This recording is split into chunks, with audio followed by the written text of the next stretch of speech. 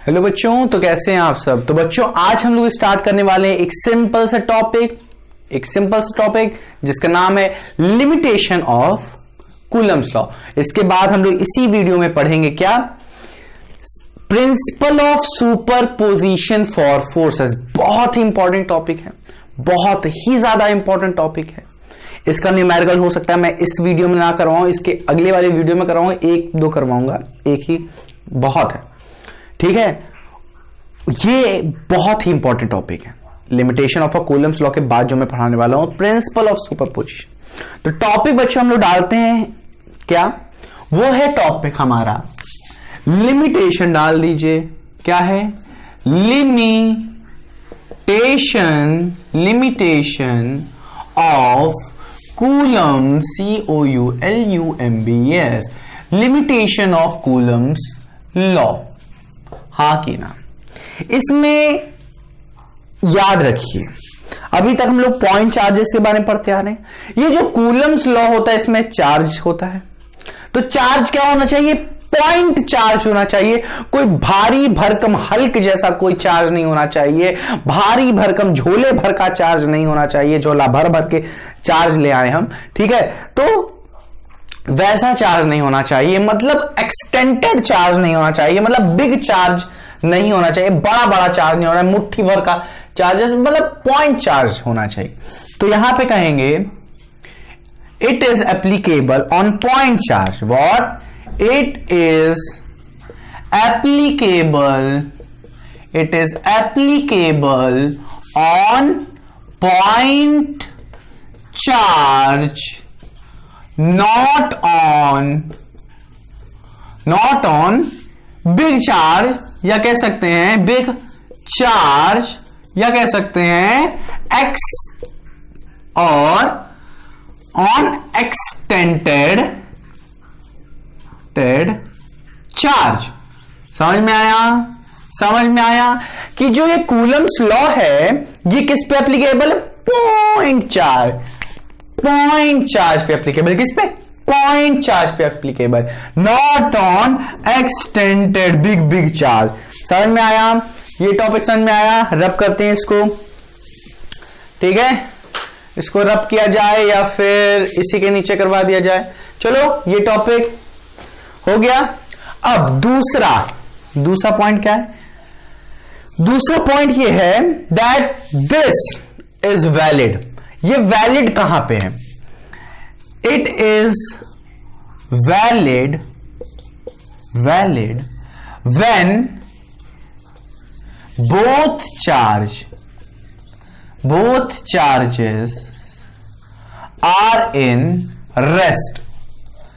It is valid when both charges are in rest. किसमें होंगे, rest पे, मतलब अगर दो चार्जेस एक दोनों स्थान पर रुके हुए हैं, मतलब स्टेशनरी हैं, both charges are in rest, तब उस पे अप्लाई किया जा सकता है ये कूलम्स लॉ। ठीक है बच्चों, तो ये हो गया हमारा क्या, सेकंड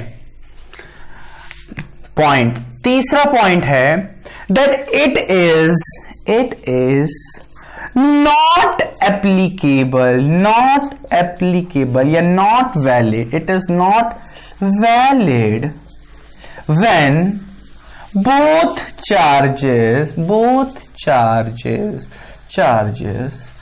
are in मोशन। किसमें है, मोशन पे है, दोनों लोग ऐसे घूम रहे। तो these are not applicable when both charges are in motion, ठीक है। It is not valid when both charges are in motion, ठीक है। इतना समझ में आया, इसको लिख लीजिए आप, इसको लिख लीजिए, फिर अब करते हैं हम, हट जाते हैं।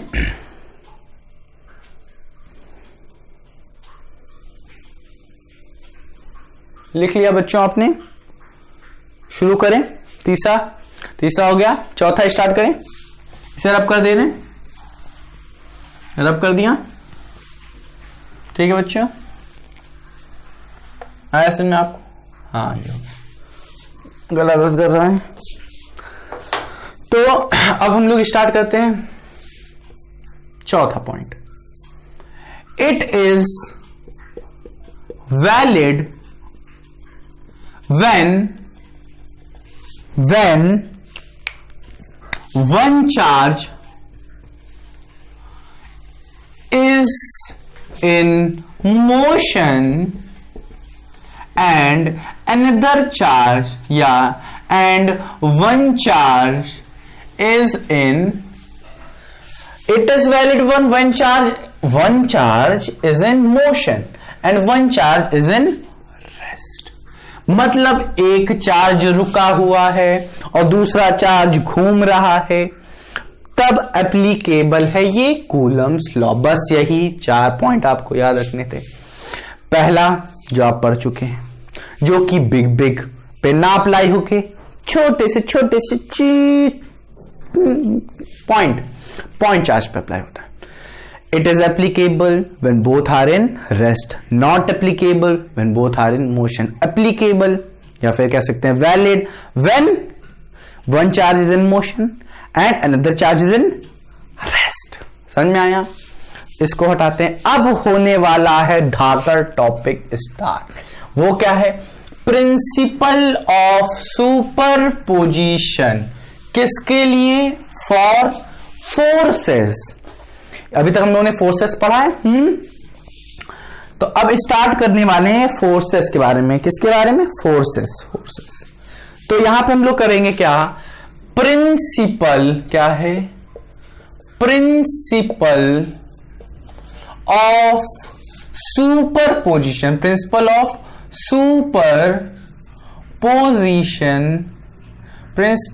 सुपरपोजिशन। ठीक है, principle of what? Superposition for forces. Force. ठीक है, फोर्स। अब आप इसकी डिफिनेशन पहले लिखिए, तब आपको ज्यादा समझ में आएगा। क्या इसकी डिफिनेशन क्या है? बहुत अच्छी, बहुत ही सिंपल, बहुत ही हलवा डिफिनेशन क्या है? Principle of superposition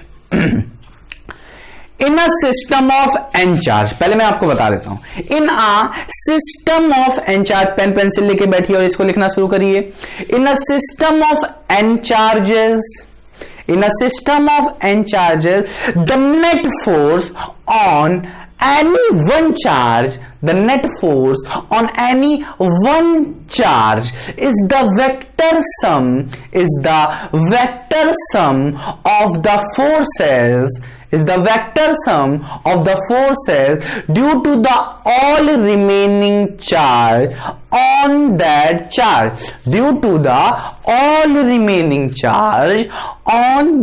charge. चलिए अब हम लोग इसको समझाते हैं। डिफिनेशन क्या थी? According to the principle of superposition for force, in a system of n charge, ये ले लेते हैं कोई सिस्टम ऑफ n चार्जेस है। डिफिनेशन के अकॉर्डिंग चलते हैं। ठीक, it is a system of what? It is a system किसका? System of n charge. हाँ कि ना? So it is a system of n charges.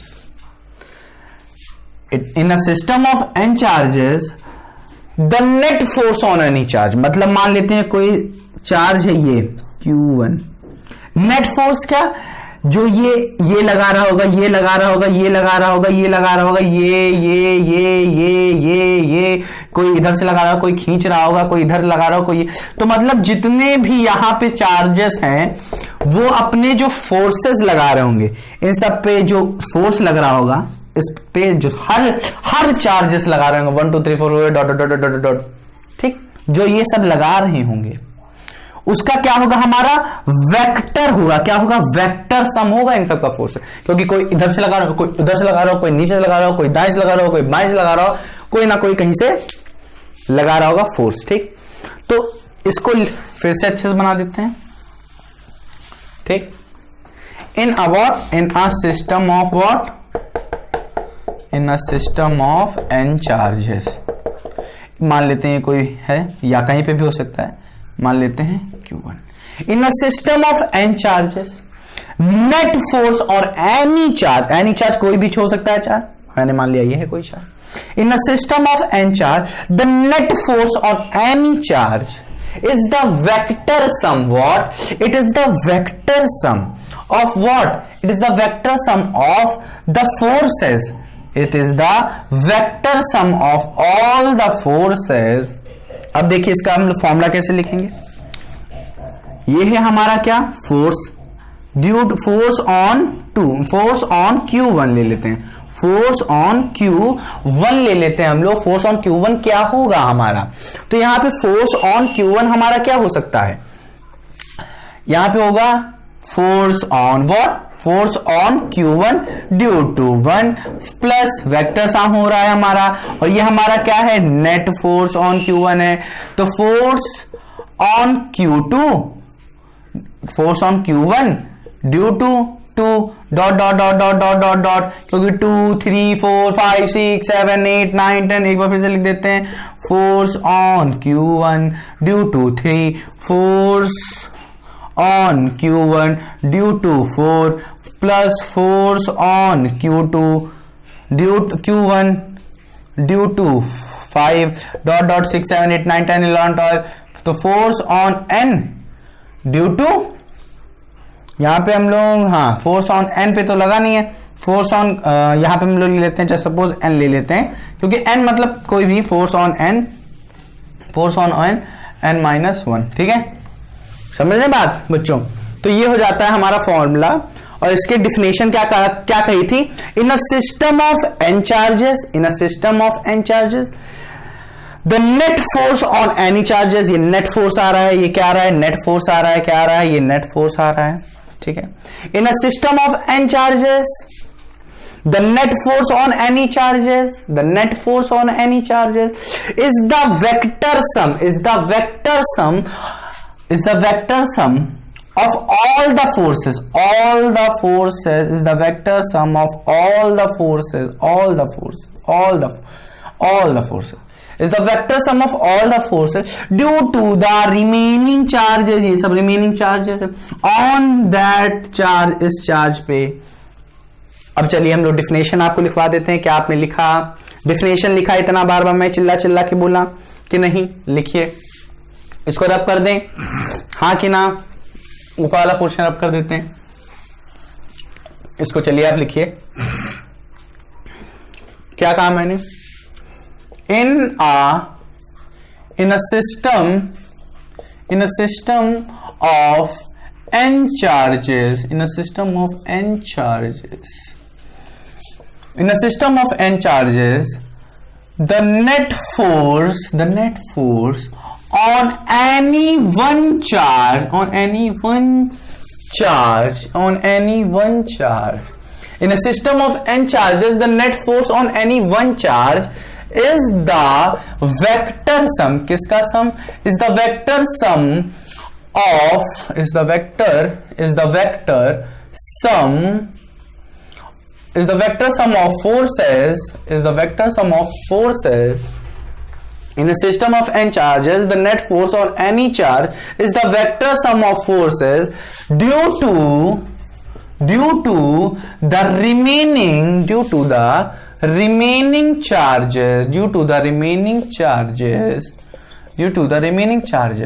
on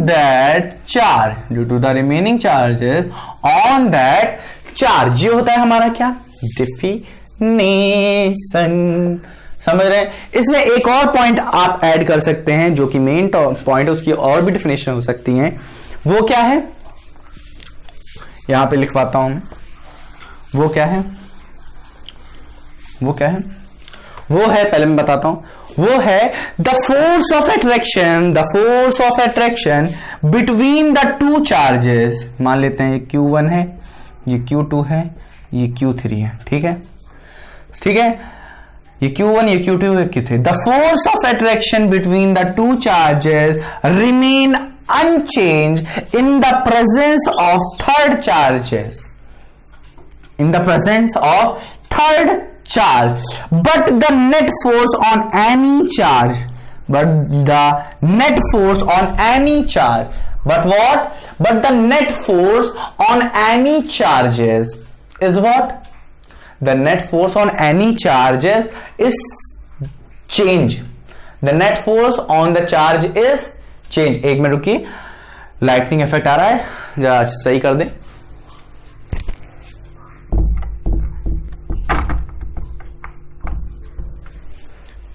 हाँ तो बच्चों मैं कह रहा था क्या, the net force on any charge. ठीक है, तो अब डिफिनेशन लिखते हैं इसकी. बस यही एक लास्ट डिफिनेशन लिखनी है हमें. वो क्या है हमारी, ये लिखिए. ओ गिर गया. वो क्या है, यहां पे लिखिए.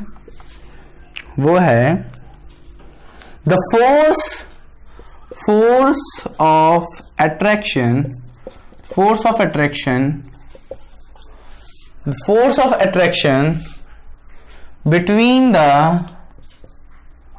force of attraction between the two charges. Attraction लिखा है मैंने, रिपल्शन और मैंने वो सब नहीं लिखा है. ठीक है, रिपल और वो. The force of attraction between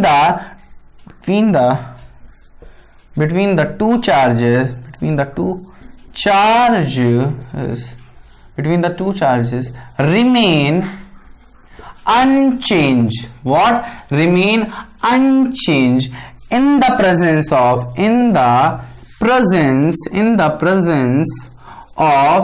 third charge. In the presence of third charge. But the net force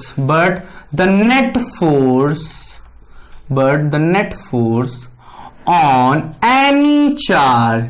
But the net force on that